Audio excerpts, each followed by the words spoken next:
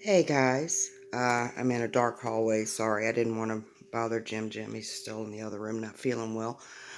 But I'm very concerned for our friend Jonathan.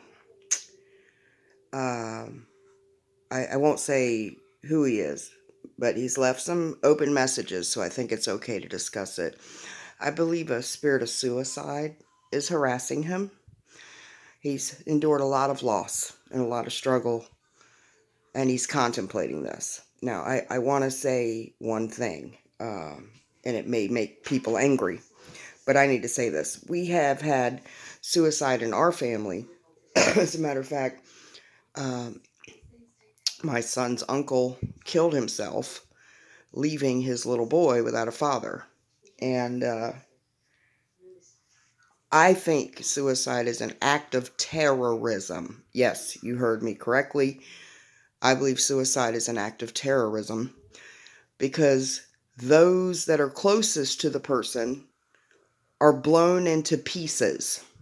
And then the damage continues to move outward to people that are in their lives that may not have been as close, but they're affected and they're damaged and they get wounded. But it specifically targets those that love and care about the person. They'll constantly say, hey, what did I do wrong? How did I fail them? What could I have done to change their mind?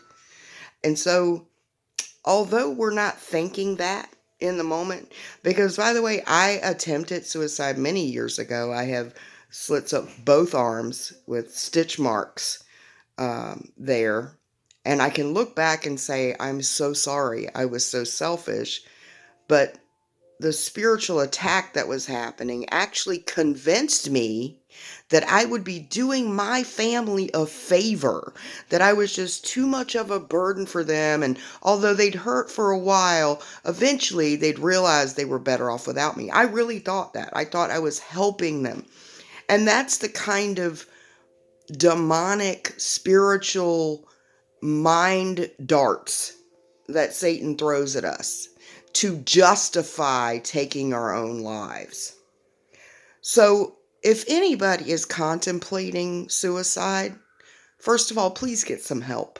Immediately call someone until you're out of immediate danger.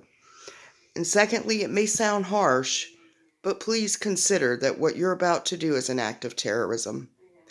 My best friend's father called her up in LA and said, I'm going to kill myself, and then called his son and said the same thing, and then blew his brains out. And they are both still angry at him almost 20 years later. It was the cruelest thing I've ever heard anyone doing. And I'm not doing this to make anybody feel bad. I want everyone to understand how much it damages others. Secondly, when we belong to the Lord, we don't belong to us anymore. My life is no longer my life. I'm supposed to do the Lord's will. I don't belong to myself. So if that's the only thing that can keep you going, please consider that you are God's and He has a plan for your life. And anybody that's suffering, I am so sorry you are hurting like this. And so I want to pray for Johnathan that this spirit of suicide stop the attacks on him and that he be comforted. And also, please let me know what we can do, any of us, what we can do to help you. Now, this message was not just a Johnathan.